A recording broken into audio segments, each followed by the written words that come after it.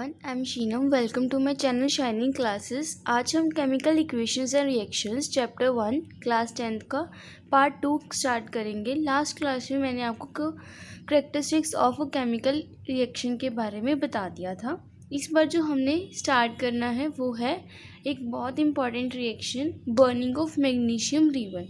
वहाँ से हमने स्टार्ट करना है।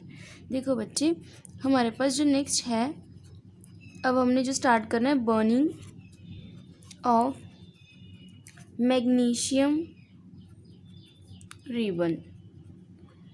ठीक है बच्चे, burning of magnesium ribbon. Magnesium ribbon हमारे पास क्या होता है, एक रिबन होता है। इसको जब भी हमने जलाना है तो इसको सबसे पहले हमारा स्टेप होता है, इसको क्लीन करते हैं with the sand paper. Sand paper से इसे क्यों क्लीन करते हैं, क्यों जो हमारे पास उसके ऊपर लेयर है, इसको क्लीन करते हैं, clean with sandpaper due to removal of layer of magnesium carbonate. इसके ऊपर मैग्नीशियम कार्बोनेट की एक लेयर डिपॉजिट हो जाती है, उसको हमने रिमूव करने के लिए हम सैंड पेपर से इसे क्लीन करते हैं। उसके बाद इसे जलाते हैं, उसके बाद इसे बर्न करते हैं। मींस तो हमें क्या करना है, जो इसकी इक्वेशन है कि मैग्नीशियम है जो वो बर्न होता है इन प्रेजेंस ऑफ ऑक्सीजन। कोई भी चीज़ आपको पता है बर्निंग तभी हो सकती है, कोई भी चीज़ तभी बर्न होती है in the presence of oxygen only. तो मैग्नीशियम सिर्फ ऑक्सीजन की प्रेजेंस में बर्न होता है और क्या बनाता है, MgO। ठीक है बच्चे, तो ये हमारे पास इसकी इक्वेशन बन जाती है। अब हमने इसको थोड़ा सा प्रैक्टिकली समझना है। हम क्या करते हैं, with the help of pair of tongs हम इसको होल्ड करते हैं मैग्नीशियम रिबन को, और नीचे बर्नर, ये हमारे पास बर्नर है और ये है मैग्नीशियम रिबन।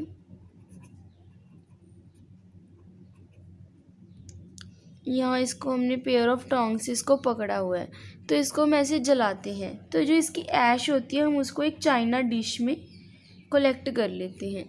ठीक है बच्चे, तो जो ये इसकी ऐश बनेगी, पहले तो जो मैग्नीशियम रिबन बर्न होता है तो एक बहुत ज़्यादा डीजलिंग फ्लेम बाहर निकलती है, जो कि हमारी आइज़ के लिए बिल्कुल भी अच्छी नहीं होती।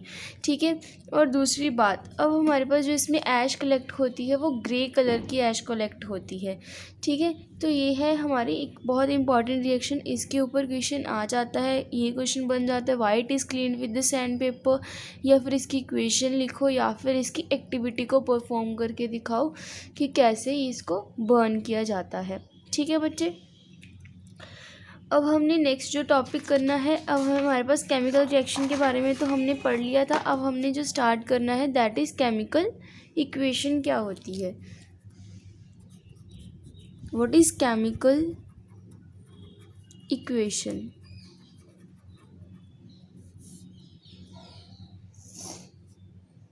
बच्चे, केमिकल इक्वेशन हमारे पास एक रिप्रेजेंटेशन है केमिकल रिएक्शन की। जो भी हमारे पास डेली लाइफ में रिएक्शंस हो रही हैं, जो भी केमिकल है, मे बी फिज़िकल है, कोई भी रिएक्शन है, मतलब हम केमिकल के बारे में पढ़ रहे हैं, तो केमिकल रिएक्शन की जो रिप्रेजेंटेशन होती है उसे हम केमिकल इक्वेशन बोलते हैं।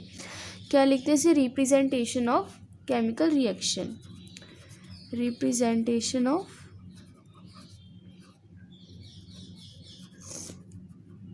Chemical reaction. जैसे कि हमारे पास, मैंने आपको सिंपली बोल दिया कि हमारे पास मैग्नीशियम रिबन को मैंने सिंपल बर्न करा इन प्रेजेंस ऑफ ऑक्सीजन, वो तो होगी हमारे पास एक रिएक्शन। ठीक है, जब मैं उसको ऐसे रिप्रेजेंट कर देती हूँ with their symbol, magnesium in presence of oxygen, MgO बनाया, तो इसे हम क्या बोलते हैं, केमिकल इक्वेशन बोलते हैं। ठीक है बच्चे, अब जो हमारे पास केमिकल इक्वेशंस हैं वो दो टाइप्स की होती हैं, बैलेंस्ड एंड अनबैलेंस्ड।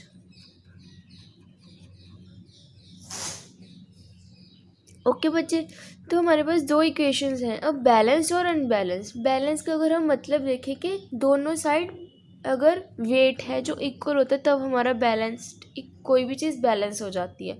अनबैलेंस जब वेट लगा लो कुछ भी बराबर ना हो, इक्वल ना हो, तो अनबैलेंस हो जाती है।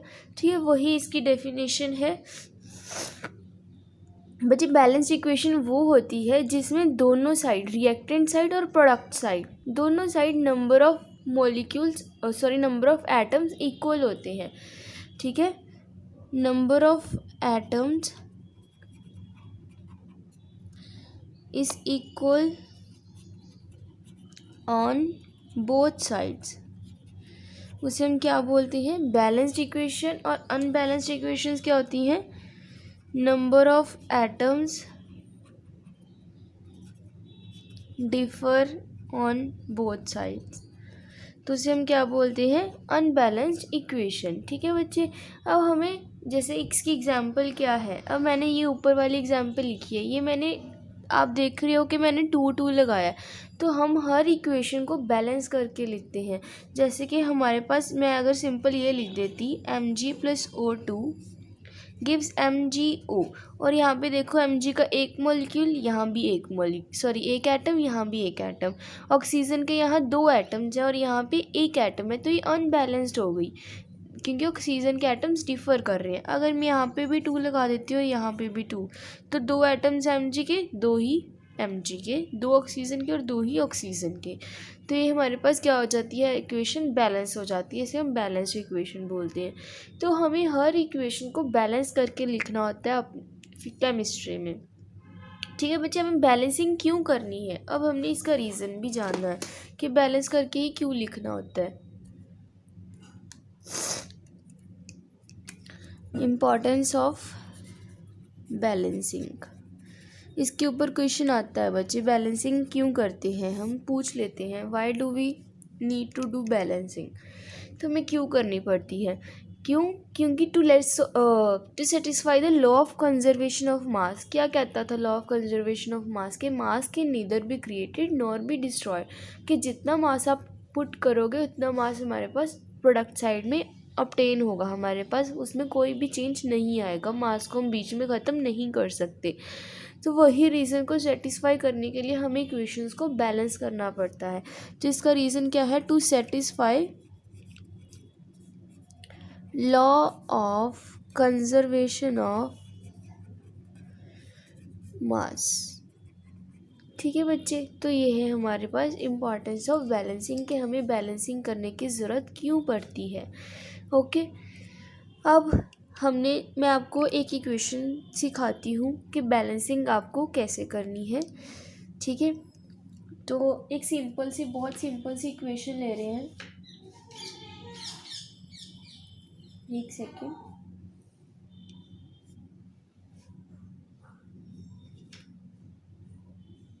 ठीक है, जैसे कि हम ले रहे हैं N2 + H2 gives NH3। ठीक है बच्चे, ये है हमारे पास इक्वेशन।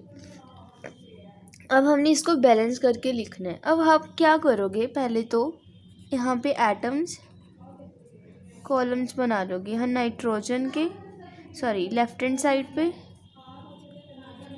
और यहाँ पे लिख लोगे राइट साइड पे।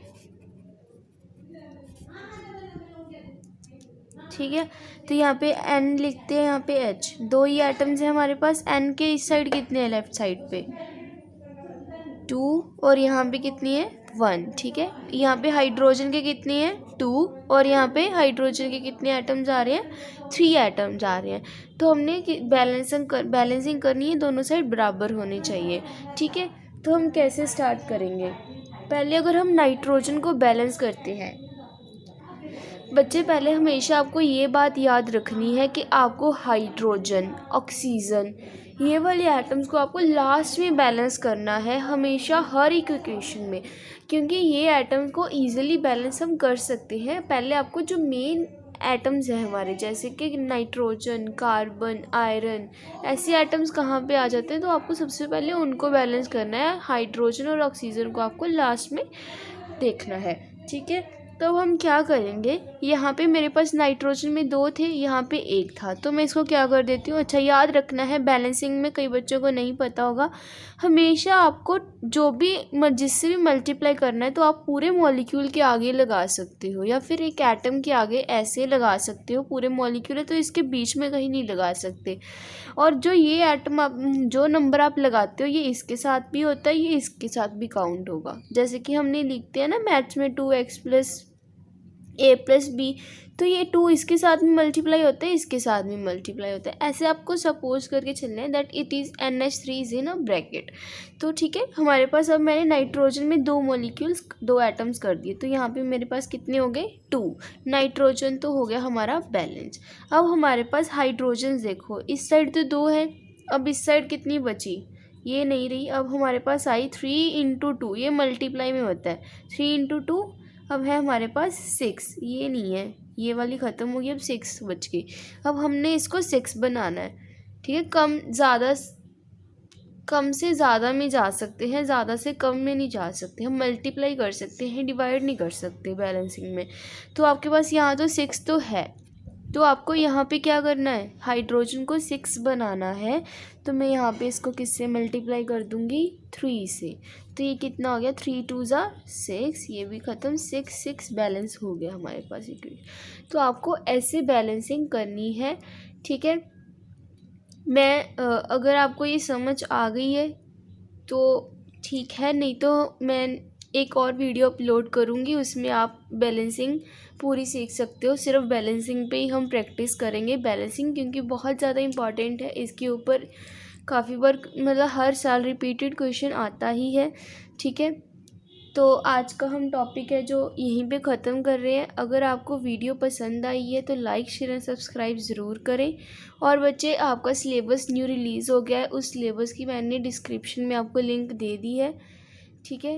And thank you for watching.